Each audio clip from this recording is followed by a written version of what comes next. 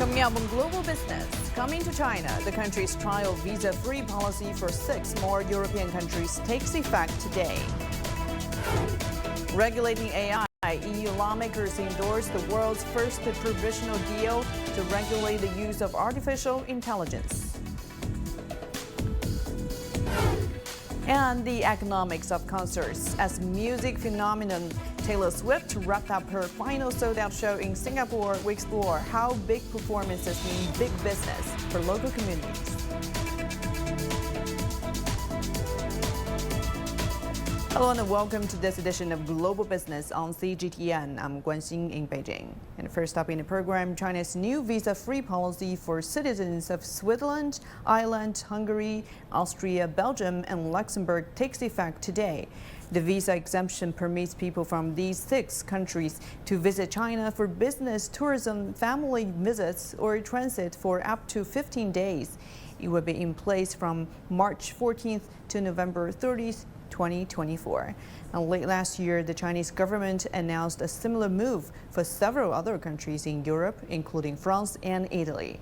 The first group of travelers landed and entered China through Beijing early this morning on a plane from Brussels. So I'm from Brussels in Belgium, here in Shenzhen and Guangzhou for 10 days for business. And I think visa-free policy is very convenient for travelers from Europe and Belgium especially. Visa-free countries continue to expand, facilitating further the exchange of people between China and other countries.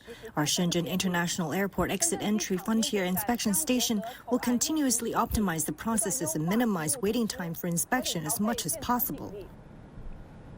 Belgium is one of 6 countries benefiting from China's trial visa-free policy. China has established visa exemption agreements with 157 countries, simplified visa procedures with 44 countries, and comprehensive mutual visa exemptions with 23 countries.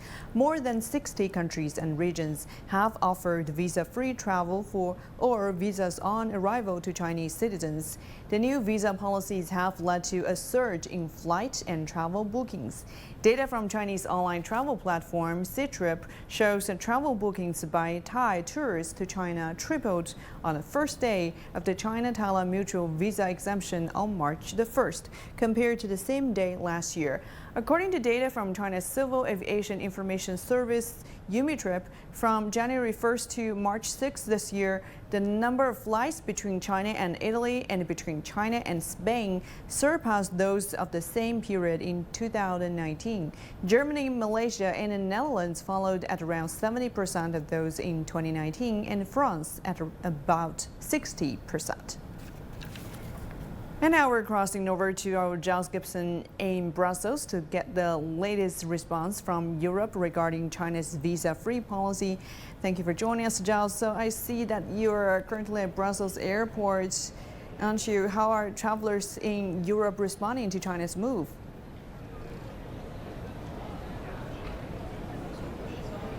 Well, just in the last couple of hours, a Hainan Airlines flight to Beijing took off, and of course those passengers on board will be some of the first few people who get the opportunity to take advantage of this visa-free travel policy for Belgian citizens, as well as several other European countries. Speaking to passengers here in the departures area of Brussels Airport, really in general they are very supportive of the idea of visa-free travel, and that of course I think is because Europeans are generally quite used to it because of the Schengen area, which extends over so much of the European Union. They're very used to just getting on a plane, not having their passport stamped, let alone having to apply for a visa. We've also been speaking to the business community here in Brussels to get some of their reaction to how this might affect business ties between the EU and China. We spoke to the chairman of the Belgian-Chinese Chamber of Commerce, and he told us that their organisation very much welcomes this decision and that they are also hoping that the move will be reciprocated by the EU authorities. So how likely is the EU to reciprocate?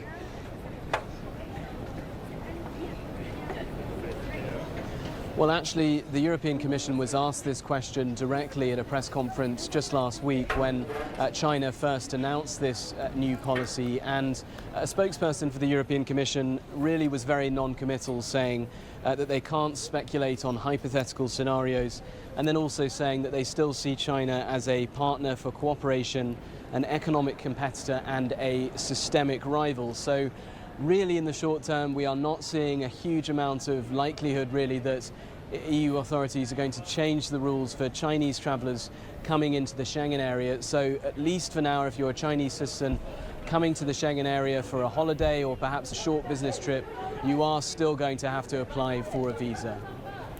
Well, thank you for that report. That was Giles Gibson in Brussels for us.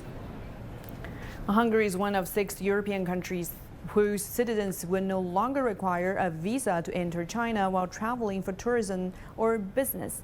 And travel agencies in Hungary are hopeful that Beijing's announcement of visa-free entry for Hungarian citizens will boost travel to China.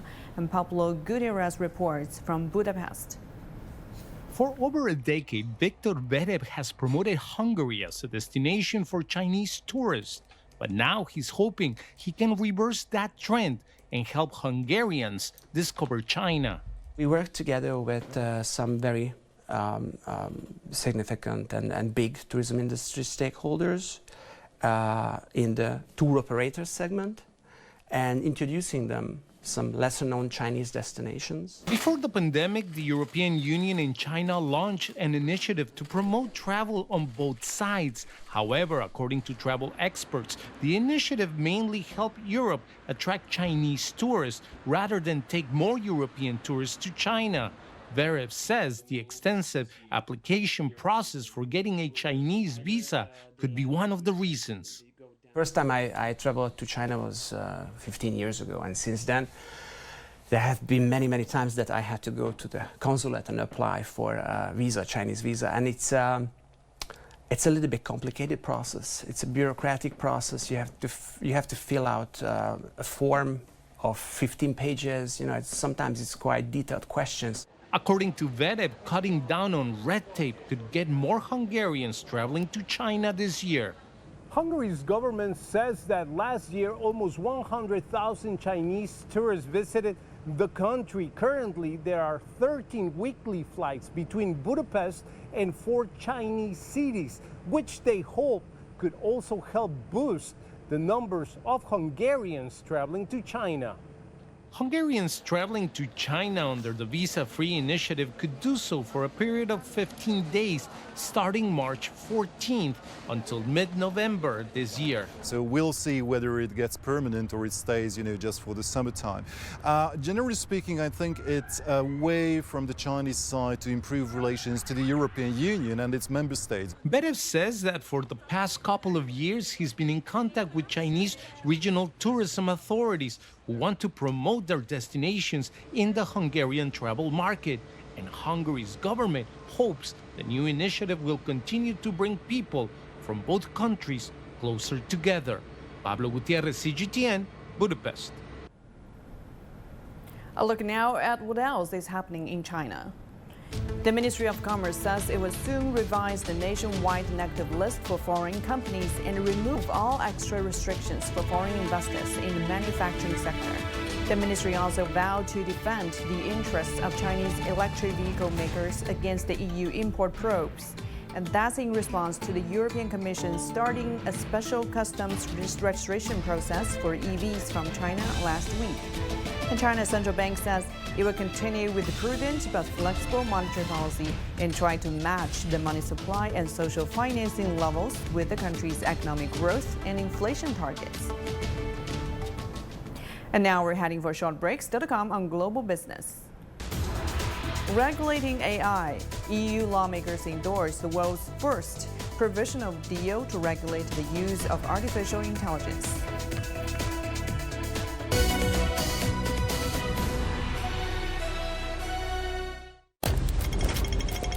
Here on Biz Talk, we connect the dots, shedding light on the real stories behind the economic landscape.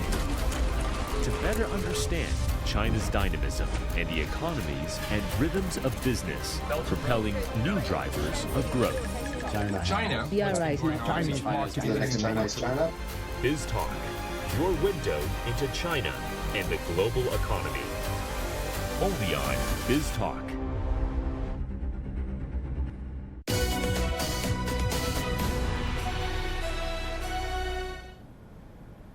Welcome back. Europe moved closer to adopting the world's first set of rules on artificial intelligence on Wednesday as EU lawmakers endorsed a provisional agreement called the AI Act. The legislation will regulate foundational models for generative AI, such as OpenAI, which are trained on large volumes of data to generate content and perform tasks. It will restrict the use of real-time biometric surveillance by governments in public spaces and in certain crimes. In addition, generative AI systems must meet certain transparency requirements, such as complying with EU copyright law and publishing detailed summaries of the content used. A total of 523 EU lawmakers voted in favor of the deal, while 46 vetoed against and 49 abstained. EU countries will give their formal nod to the deal in May, with the legislation expected to be put into force early next year and apply in 2026. Some of the provisions, however, will be put into effect earlier. MEP Paul Rapporteurs, who proposed the law, made their statement on this progress. I think today is again an historic day on our long path towards regulation of AI. We are finally approving from the Parliament side the AI Act, and so with the final step that will take place in Council soon, the law will become a law of the European Union. The first regulation in the world that is putting a clear path towards a safe and human-centric development of AI. We've looked at the impact and the potential of the benefits that artificial intelligence bring to our societies and to our economies, and I think we have a duty to recognize this potential because it is going to be the technology that will be driving us into the future. And at the same time, through the hearings, the study groups that we've done here in Parliament, we realize that clearly there are risks, there are concerns that the intersection between this technology and our individuals' rights and the interests of our societies bring forward. And therefore, when we started the legislative journey, once the proposal of the Commission came, for us it was evident from the first day that we have to work on these two objectives in parallel. Now, for more discussions on the EU lawmakers' move towards developing a regulatory framework for artificial intelligence, we're joined by Bai Xianyue, managing partner at Grandall Law Firm's Tianjin office. Thank you for joining us. So, Mr. Bai, how would the European Parliament's approval of the world's first comprehensive AI regulatory framework impact the AI industry? What difference will it make? Well, this is definitely a milestone in the history of AI development, and actually a long anticipated step that we should take in light of the widespread concerns surrounding AI. It marks the first major piece of law regulating the industry, which brings about so much uncertainties like never before. Probably human being has never been so trepidant and even horrified by the prospect of the unbridled progress of a technology, which might wreak havoc to the planet. Last time it was probably the explosion of the atomic bomb during the last stage of the Second World War. This time it's much more different. It's even more terrifying because AI technology could spread much more rapidly than the technology on atomic bombs. Advocates have long called for swift actions of developed nations to make legislation as quick as possible to keep at bay the risks and potential catastrophes that AI might lead to. So EU legislation is of a paramount significance in such an endeavor. All nations actually should make more active coordinations in unifying the standard and coming to a conclusion or consensus, hopefully, on how to prevent AI technology being abused, particularly where such regulations are too loose or simply non-existent. So this is an alarm that EU has put off, and it's also a wake-up call for many other jurisdictions like China, like many other developing countries, it's high time that we took actions now. So given the mounting challenges in regulating AI, what measures or guidelines does the AI Act to propose to ensure that AI development aligns with ethical and societal values, or do you think that they're going to deliver on this? Well, the broad goal of this piece of legislation is to protect fundamental rights, democracy, the rule of law, and environment sustainability from high-risk AI applications, while also, of course, boosting innovation and establishing Europe as a leader in the field. In the meantime, the regulation establishes obligation for AI-based, and because there are risks, potential risks, and the impact of AI could be long-standing and far out of our initial anticipation. So the new rules by EU would ban certain AI applications that would threaten people's basic rights, including, for example, biometric categorization systems based on sensitive characteristics and untargeted scraping of facial images from the internet or CCTV footage to create facial recognition databases.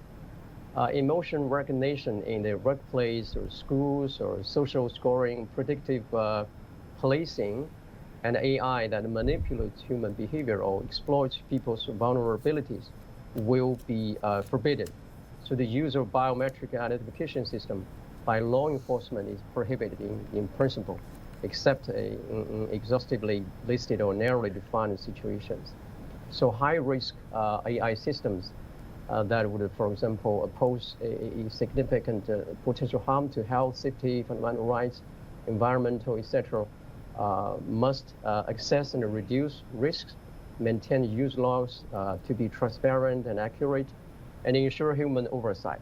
So citizens will have a right to, in the meantime, to submit complaints or feedbacks, etc., to make sure that they are not affected in a negative way.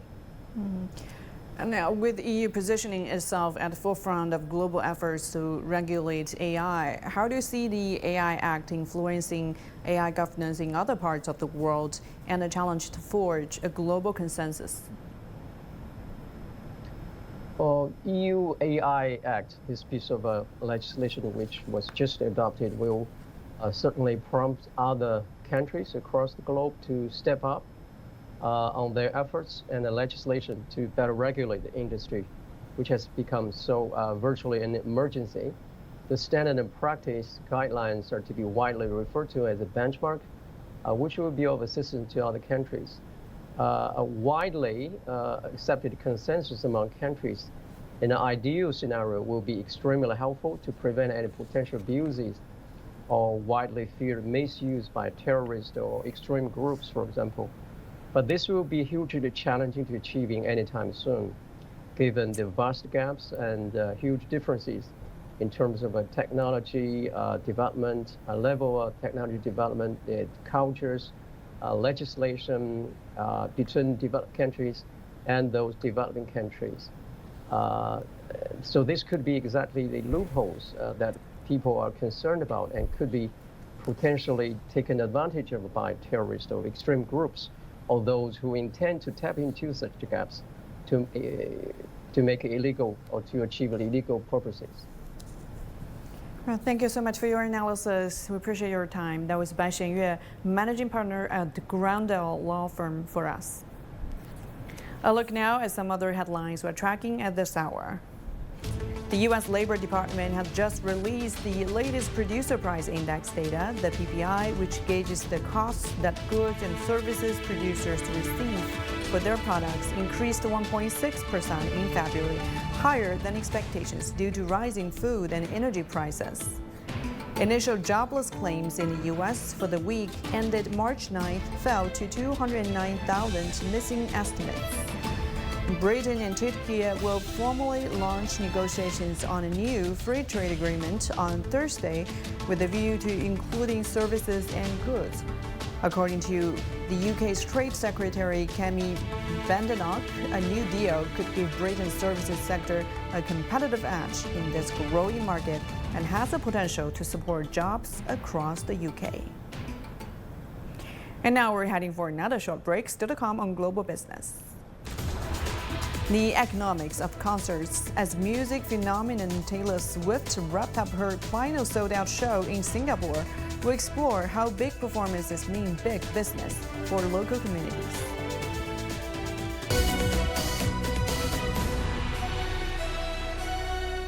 The world economy as we know it is about to change. Global Business reports highlight emerging markets, developing countries, and dynamic sectors worldwide.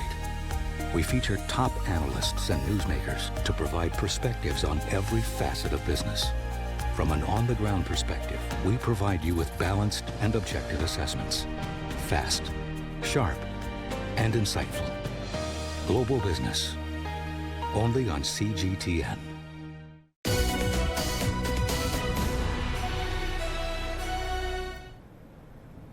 Welcome back. Music phenomenon Taylor Swift wrapped up her 6th sold-out show in Singapore last week. Her Eras World Tour began back in March 2023 and includes several international destinations, including Paris, Tokyo, and London. However, Singapore was her only stop in Southeast Asia due to a controversial exclusivity deal, which has left many fans in neighboring countries out in the cold. There was a certain incentives provided to her from our Tourism Development Fund. It really is a post-COVID fund to revive tourism after COVID. And a deal was reached. And so it has turned out to be a very successful arrangement. I don't see that as being unfriendly.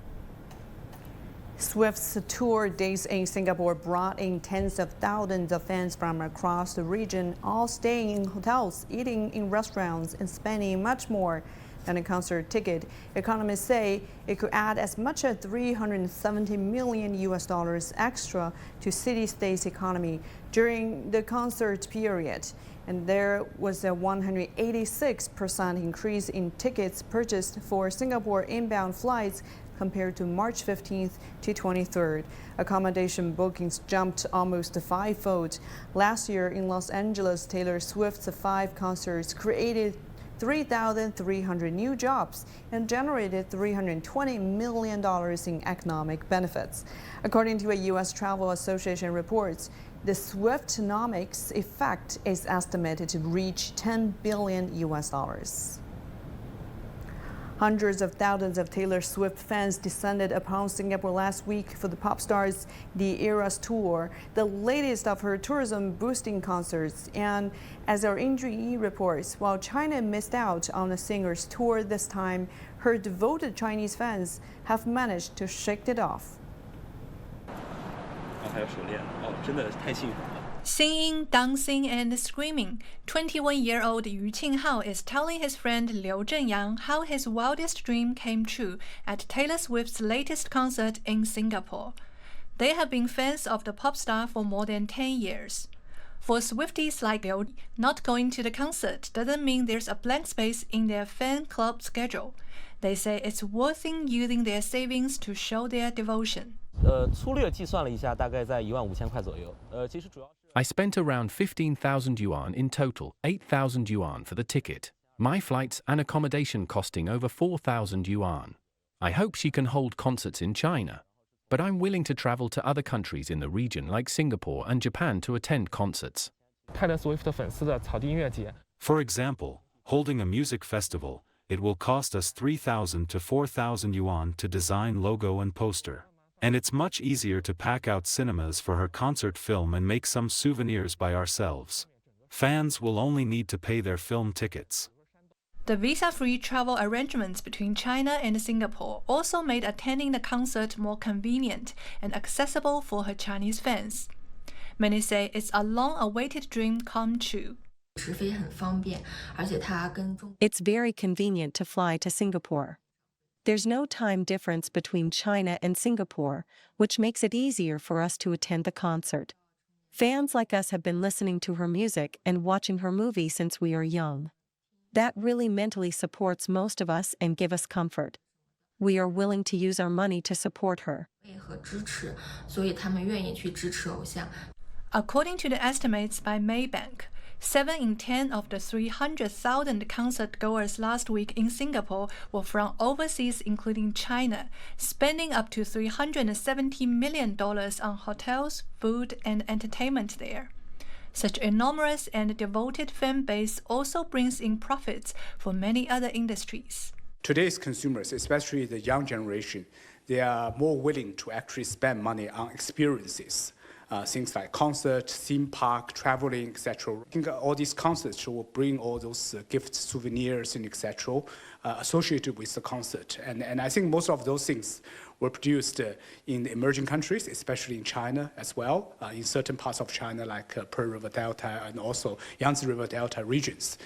Yu says it will bring a booming opportunity to the manufacturing sector and help to drive more export potential. An economic love story. 殷俊毅 ICS 福斯 GTN 上海。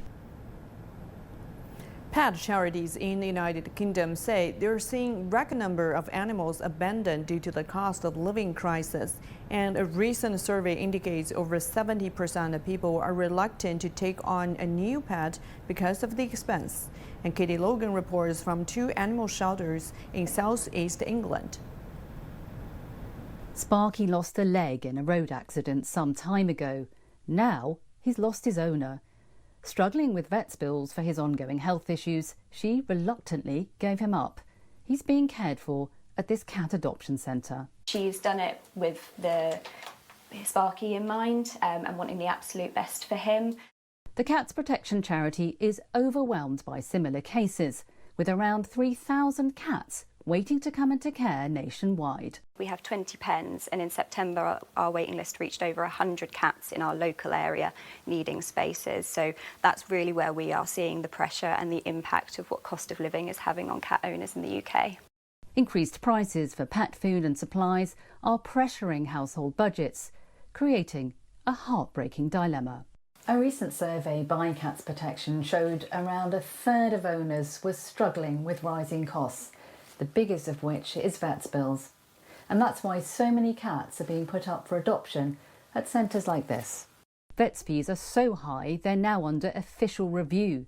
The British Vet Association says costs reflect skills, medicine and equipment needed for the best care.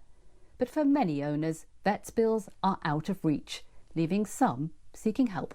Cats Protection actually have a programme called Community Kitty, and that's where we take in donations of food and litter and other cat care items and distribute them across food banks in the UK. Cats Protection say over 3% of owners now rely on food banks, 25% are concerned about high vet bills, and 13% gave up their cat due to the cost. Come on, fellas, that's breakfast. Exotic pets are even more expensive. 2 giant tortoises can devour all this in an hour. Their food costs a third more than a year ago, and their energy bills increased 4-fold, meaning their former owner had to give up a life's dream. I mean, they don't actually want to surrender their pets, and you know it's very difficult on the staff here because there's tears every day. You know, these are people who absolutely love the animal. They do not want to part with it. They physically just can't afford to keep it. The owner of this iguana faced a similar problem. So this is Sebastian. He's a young green iguana. So he comes from a tropical country, so he needs high temperatures. He also needs very specialist lighting in terms of which provides ultraviolet. So that's quite expensive to run. So we've seen this massive increase in utility costs. So people are really struggling to pay the bills. The centre sees daily new arrivals, from these rare frogs to plenty of bearded dragons, all costing owners more than they bargained for.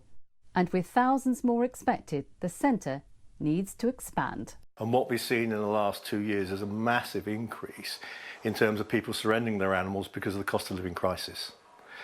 So that's a huge issue for us. It's about 200% up on it was from 2021. But while shelters are full, adoption rates are down. Despite the odds, though, this little guy hopes he'll soon find a new loving home. Kitty Logan, CGTN, London. And now we do for this edition of Global Business on CGTN. Thank you for being with us. See you next time.